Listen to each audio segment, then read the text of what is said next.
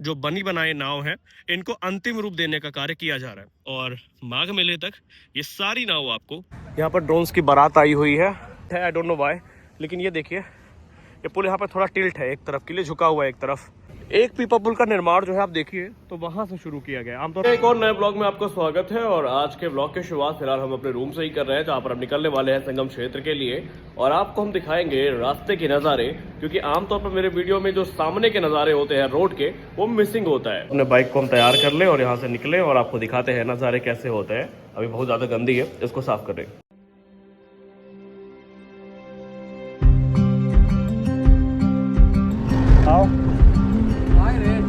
स्वागत है, जो बोल रहे आ रहा है हम अपलोड कर।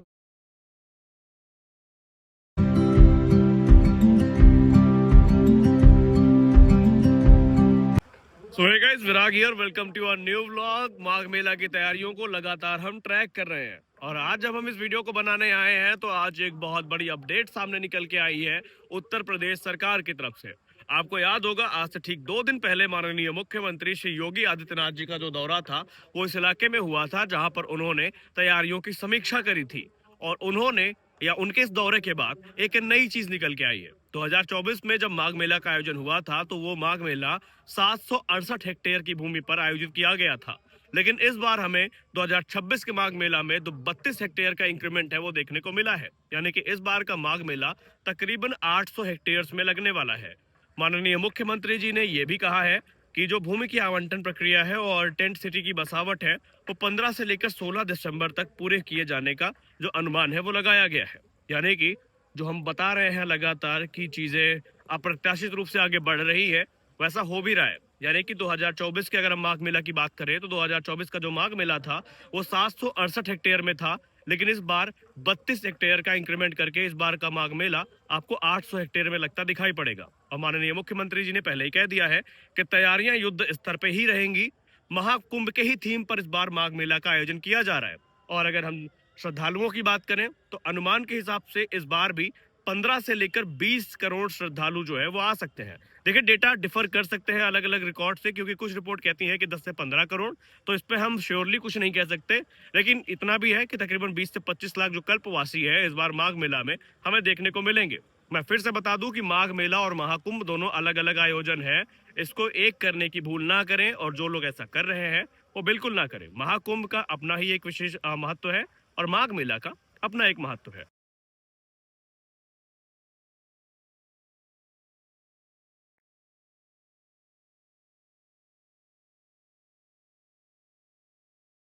जो पुल आप देख पा रहे हैं दशाश्वमेध घाट में ही जो दूसरा वाला पुल है पॉन्टून पुल, वो उसकी तैयारी दिखाई जा रही है। आप देख पा रहे हैं कि यहाँ पर कैसे जो गाटर है उसको ले जाया जा रहा है।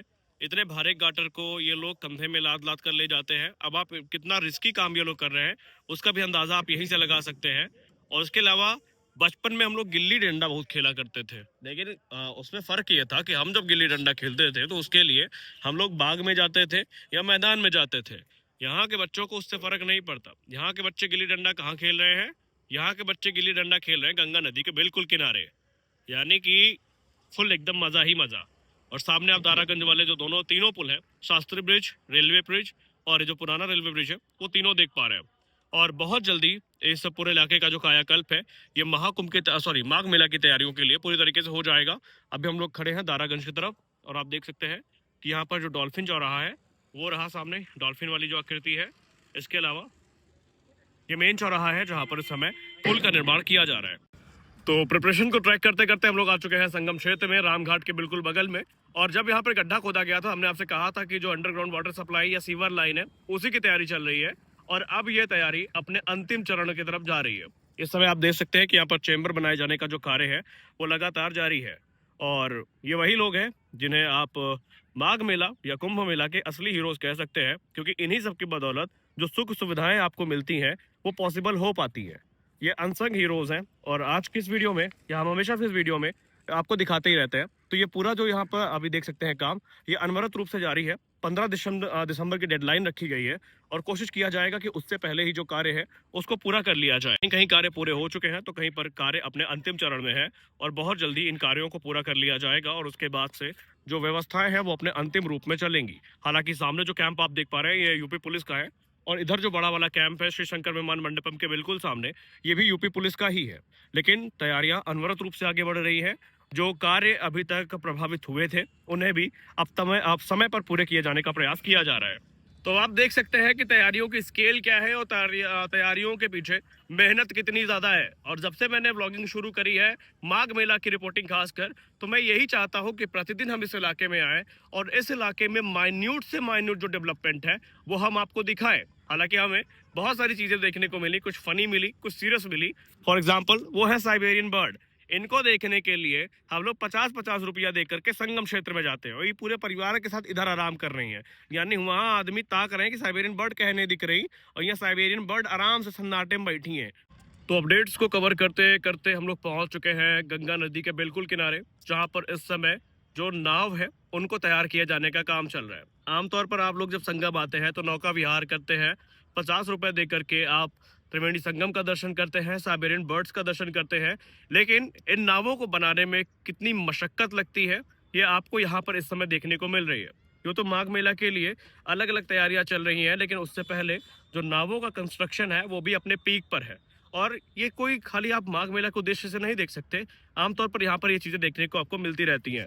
जैसे यहाँ पर आपको यहाँ आप देख सकते हैं कि जो फ्रेम है आपको नाव का वो देखने को मिल जाएगा। और यहाँ पर जो बनी बनाए नाव हैं इनको अंतिम रूप देने का कार्य किया जा रहा है। आप देख सकते हैं कि कैसे एक नाव को बनाने में और तैयार करने में कितनी मशक्कत लगती है।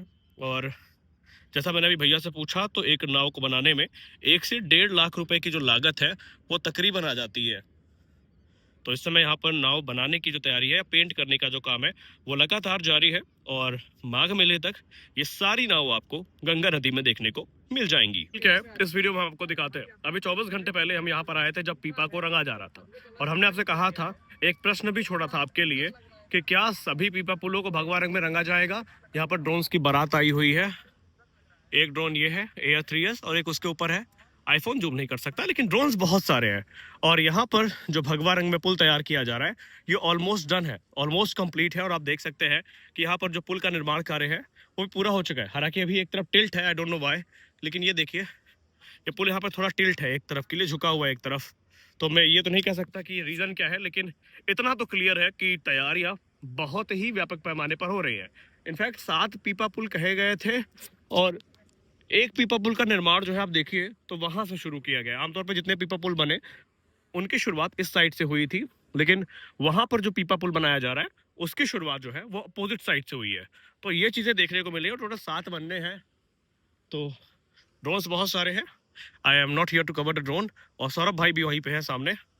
तो इस वीडियो का उद्देश्य यही है कि हम आपको दिखा सके कि चीज़ें कहाँ तक जा रही हैं, चीज़ें कहाँ तक पहुँच रही हैं और डेवलपमेंट किस रफ्तार पे आगे चल रहा है। लेकिन मैंने पहले भी कहा कि 15 दिसंबर तक चीज़ों को पूरा करने का और कार्य को पूरा करने की जो टाइम लाइन है वो सेट करी गई है। और इस पीपा पुल में आने के बाद ना एक चीज़ तो पता चल गई कि इस समय इस इलाके का सबसे वायरल पीपा पुल है, जो कि हर रील और हर यूट्यूब वीडियो में आपको देखने को मिल रहा है। और एक विशेष चीज जो इस पूरे पीपा पुल में आपको देखने को मिलेगी कि ये पीपा पुल अब तक सबसे ज्यादा कंप्लीट हुआ है। क्योंकि इसके पहले हमने वहां पे सामने जो दशाश्वमेध घाट हो गया या फिर हम जो नाग वासुकी हो गया उसकी बात करते थे, लेकिन वो भी इनकम्प्लीट है।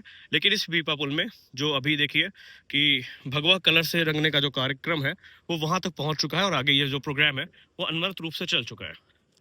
और पहले भी कहा गया कि ये माघ मेला कुछ महीनों में ज़्यादा बड़ा है, क्योंकि 2024 में जब हुआ था तो उस समय तकरीबन जो 768 हेक्टेयर की जो ज़मीन थी वो एलोकेट की गई थी, लेकिन इस बार तकरीबन 800 हेक्टेयर की जो भूमि है वो एलोकेट करी गई है। यानी 32 जो हेक्टेयर है उनको एडिशनली यहाँ पर ऐड किया गया है। तो आमतौर पर जो हर साल लगता है उसकी तुलना में थोड़ा बड़ा है, लेकिन इतना भी ग्रैंड नहीं है कि आप इसको महाकुंभ से कंपेयर कर सकें। इनफैक्ट मैंने इसी फैक्ट को पहले भी बताया है, लेकिन अब यहाँ पर एक बहुत ही हमारे अजीज यूट्यूबर मिल चुके हैं। पीछे सौरभ भाई भी थे, लेकिन डिस्टर्ब नहीं करना। लेकिन यहाँ पर कोई दिखा है, कोई तो दिखा है, बहुत भयानक दिखा है। कर दो, मैं बना रहा हूँ, वीडियो बना रहा हूँ भाई। तो ऐसा लग रहा है भाई इलाहाबाद के सारे इलाहाबाद के जितने बड़े क्रिएटर, हम तो ज्यादा उधर खाक छानने गए थे, सारे क्रिएटर यहाँ मौजूद है भाई। ये इस समय मोस्ट वायरल पुल है इस पूरे इलाहाबाद का, इलाहाबाद नहीं सॉरी प्रयागराज का। और 7 पुल बनने थे, 3-4 ये कंप्लीट है, बाकी देखिए उधर से उस साइड से जो बनने का कार्यक्रम है वो लगातार चल रहा है। तो भैया लाइव पिछली बार हम ये नहीं दिखा पाए थे, लेकिन इस बार लाइव देखिए कि कैसे एक पीपे को भगवा रंग में रंगा जा रहा है। भैया सारे पुल रंगे जाएंगे या यही पुल रंगा जाएगा सिर्फ? सारे पुल। तो भैया लो, सबसे बड़ी कंफ्यूजन भी मेरी क्लियर हो गई। अभी तक मुझे यही कंफ्यूजन थी कि सिर्फ इस पीपा पुल को भगवा रंग में रंगा जाएगा या सारे। तो फॉर योर काइंड इन्फॉर्मेशन हम आपको बताना चाहेंगे कि सारे जो पुल है उनको भगवा रंग में रंगा जाएगा। तो भैया आज के इस व्लॉग को हम यही खत्म करते हैं। जितनी क्रिटिकल इन्फॉर्मेशन आज हो सकती थी, हालांकि बहुत सारी है, लेकिन जो नैनी पुल वाली मैंने अपडेट दी है, मैंने रील के माध्यम से आपको बताया कि नैनी पुल को लेकर अब प्रशासन काफी सख्त हो गया है। अब पहले जैसा माहौल नहीं है कि आप जाकर के रुकेंगे और वहां पर जाकर के आप रील शूट करेंगे। उसका रीजन ये है ना कि लड़के जा रहे हैं, रेलिंग में चढ़ रहे हैं, लड़के जा रहे हैं, पोल से चिपक रहे हैं, जमीन में लौट रहे हैं। तो इससे जो एक सिक्योरिटी थ्रेट है ना, वो काफी क्रिएट हुआ है। और दूसरी बात यह है कि जब वो ऐसा काम कर रहे हैं तो नैनी पुल में जो लोग आ रहे हैं, वहां से गुजर रहे हैं, उनके लिए भी दिक्कत का सबब है। और ऐसा प्रशासन बिल्कुल भी नहीं चाहता। इसीलिए प्रशासन ने जो एक स्ट्रिक्ट टाइमलाइन है, गाइडलाइन सॉरी, उसको रख दिया है कि अगर आप ऐसा करते पकड़े जाते हैं तो आप पर पूरी कार्रवाई होगी, जो कि उचित है। तो इस चीज़ का ध्यान रखिए। और दुकान के बारे में मैं डिटेल रिसर्च कर रहा हूँ। 1 से 2 दिन में दुकान कैसे लगेगी, क्या क्या प्रोसीजर है, इसके बारे में हम सब कुछ बताएंगे। तो उसमें घबराने की जरूरत बिल्कुल भी नहीं है।